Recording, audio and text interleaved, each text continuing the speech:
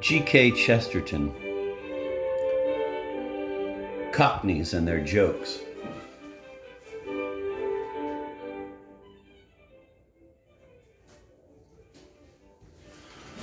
A writer in the Yorkshire Evening Post is very angry indeed with my performances in this column.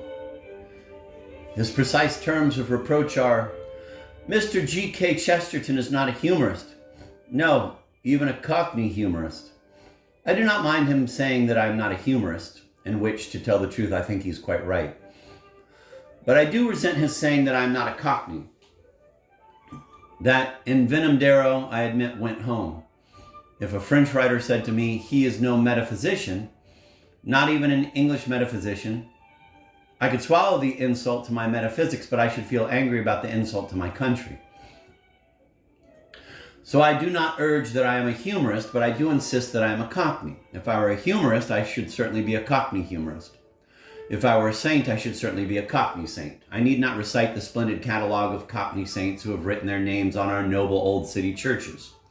I need not trouble you with the long list of the Cockney humorists who have discharged their bills or failed to discharge them in our noble old city taverns. We can weep together over the pathos of the poor Yorkshiremen, whose country has never produced some humor not intelligible to the rest of the world.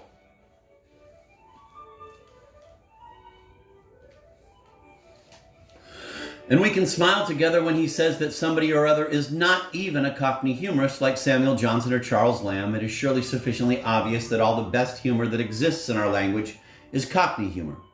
Chaucer was a Cockney. He had his house close to the Abbey. Dickens was a Cockney. He said he could not think without the London streets.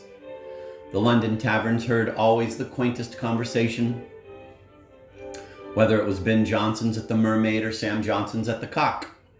Even in our own time, it may be noted that the most vital and genuine humor is still written about London. Of this type is the mild and humane irony which marks Mr. Petridge's studies of the small gray streets. Of this type is the simple but smashing laughter of the best tales of Mr. W. Jacobs, telling of the smoke and sparkle of the times. No, I am not worthy to be. Sometime after sad and strenuous afterlives, sometime after fierce and apocalyptic incarnations, in some strange world beyond the stars, I may become at last a Cockney humorist. In that potential paradise, I may walk among the Cockney humorists, if not an equal, at least a companion. I may feel for a moment on my shoulder the hearty hand of Dryden and thread the labyrinths of the sweet insanity of Lamb. But that could only be if I were not only much cleverer, but much better than I am. Before I reach that sphere, I shall have left behind perhaps the sphere that is inhabited by angels, and even past that which is appropriated exclusively to the use of Yorkshiremen. No, London is in this matter attacked upon its strongest ground. London is the largest of the bloated modern cities. London is the smokiest. London is the dirtiest. London is, if you will, the most somber. London is, if you will, the most miserable. But London is certainly the most amusing and the most amused. You may prove that we have the most tragedy. The fact remains that we have the most comedy, that we have the most farce. We have at the very worst a splendid hypocrisy of humor. We conceal our sorrow behind a screaming derision. You speak of people who laugh through their tears. It is our boast that we only weep through our laughter. There remains always this great boast, perhaps the greatest boast that is possible to human nature. I mean, the great boast that the most unhappy part of our population is also the most hilarious part. The poor can forget that social problem which we, the moderately rich, ought never to forget.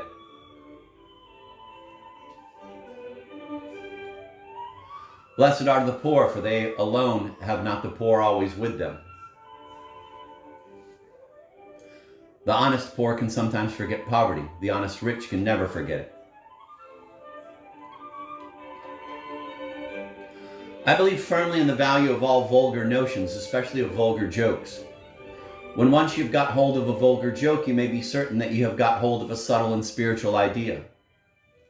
The men who made the joke saw something deep which they could not express except by something silly and emphatic.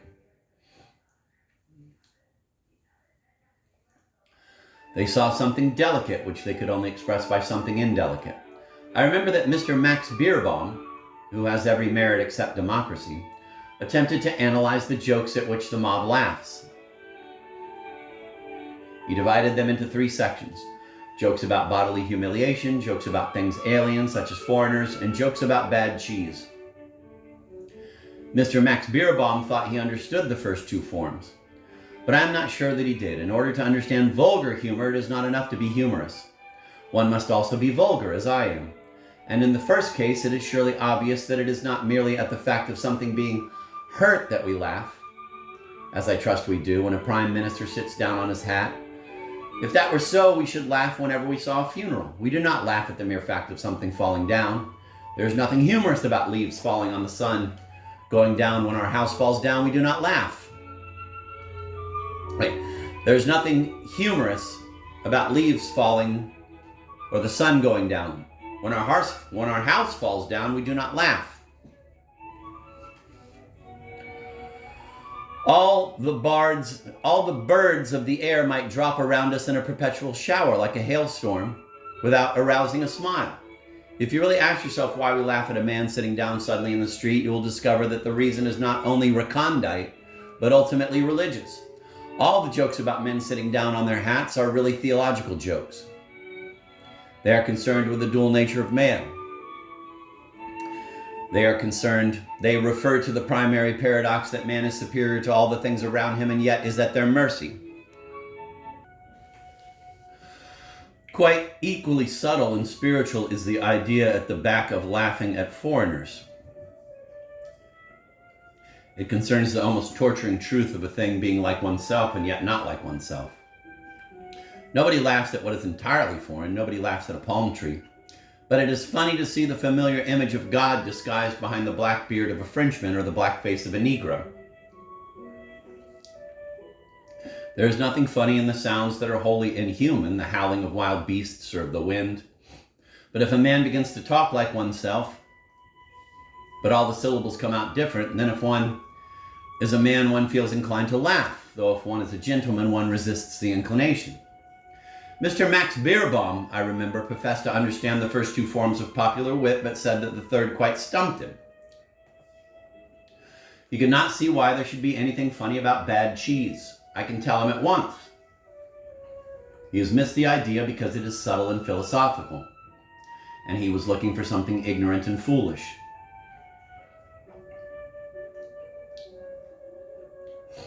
Bad cheese is funny because it is, like the foreigner, or the man fallen on the pavement, the type of the transition or transgression across a great mystical boundary. Bad cheese symbolizes the change from the inorganic to the organic. Bad cheese symbolizes the startling prodigy of matter, taking on vitality. It symbolizes the origin of life itself, and it is only about such solemn matters as the origin of life that the democracy condescends to joke. Thus, for instance, the democracy jokes about marriage because marriage is a part of mankind. But the democracy would never deign to joke about free love because free love is a piece of priggishness. As a matter of fact, it will be generally found that the popular joke is not true to the letter, but is true to the spirit. The vulgar joke is generally in the oddest way the truth and yet not the fact. For instance, it is not in the least true that mothers-in-law are as a class oppressive and intolerable. Most of them are both devoted and useful. All the mothers-in-law I have ever had were admirable. Yet the legend of the comic papers is profoundly true. It draws attention to the fact that it is much harder to be a nice mother-in-law than to be nice in any other conceivable relation of life. The caricatures have drawn the worst mother-in-law a monster by way of expressing the fact that the best mother-in-law is a problem. The same is true of the perpetual jokes in comic papers about shrewish wives and henpecked husbands. It is all a frantic exaggeration, but it is an exaggeration of a truth, whereas all the modern mouthings about oppressed women are the exaggerations of a falsehood. If you read even the best of the intellectuals of today, you will find them saying that in the mass of the democracy, the woman is the chattel of her lord, like his bath or his bed. But if you read the comic literature of the democracy, you will find that the Lord hides under the bed to escape from the wrath of his chattel. The Lord. But if you read the comic literature of the democracy, you will find that the Lord hides under the bed to escape from the wrath of his chattel. This is not the fact, but it is much nearer the truth. Every man who is married knows quite well not only that he does not regard his wife as a chattel, but that no man can conceivably ever have done so. The joke stands for an ultimate truth, and that is a subtle truth. It is one not very easy to state correctly. It can perhaps be most correctly stated by saying that even if the man is the head of the house, he knows he is the figurehead. But the vulgar comic papers are so subtle and true that they are even prophetic. If you really want to know what is going to happen to the future of our democracy, do not read the modern sociological prophecies. Do not read even Mr. Wells's utopias for this purpose. Though you should certainly read them if you are fond of good honesty and good English. If you want to know what will happen, study the pages of Snaps or Patchy Bits, as if they were the dark tablets graven with the oracles of the gods. For mean and gross as they are, in all seriousness, they contain what is entirely absent from all utopias and all the sociological conjectures of our time. They contain some hint of the actual habits and manifest desires of the English people. If we are really to find out what the democracy will ultimately do with itself, we shall surely find it, not in the literature which studies the people, but in the literature which the people study.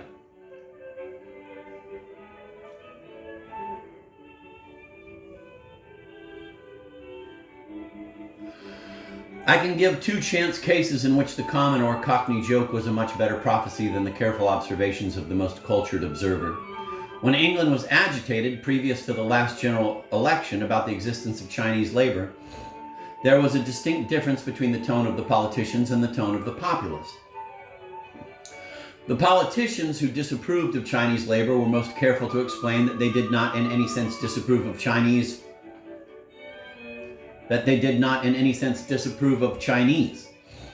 According to them, it was a pure question of legal propriety, of whether certain clauses in the contract of indenture were not inconsistent with our constitutional traditions. According to them, the case would have been the same if the people had been Kaffirs or Englishmen. It all sounded wonderfully enlightened and lucid, and in comparison, the popular joke looked, of course, very poor. For the popular joke against the Chinese laborers was simply that they were Chinese. It was an objection to an alien type. The popular papers were full of jibes about pigtails and yellow faces. It seemed that the liberal politicians were raising an intellectual objection to a doubtful document of state, while it seemed that the radical populace were merely roaring with idiotic laughter at the sight of a Chinaman's clothes. But the popular instinct was justified, for the vices revealed were Chinese vices. But there is another case more pleasant and more up-to-date. The popular papers always persisted in representing the new woman, or the suffragette, as an ugly woman, fat, in spectacles, with bulging clothes and generally falling off a bicycle. As a matter of plain external fact, there was not a word of truth in this. The leaders of the movement of female emancipation are not at all ugly. Most of them are extraordinarily good-looking. Nor are they all indifferent to art or decorative costume. Many of them are alarmingly attached to these things.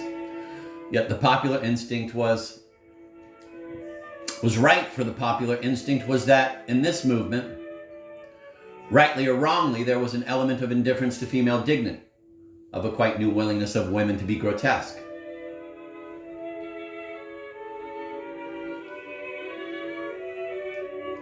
These women did truly despise the pontifical quality of woman, and in our streets and around our parliament we have seen the stately woman of art and culture turn into the comic woman of comic bits.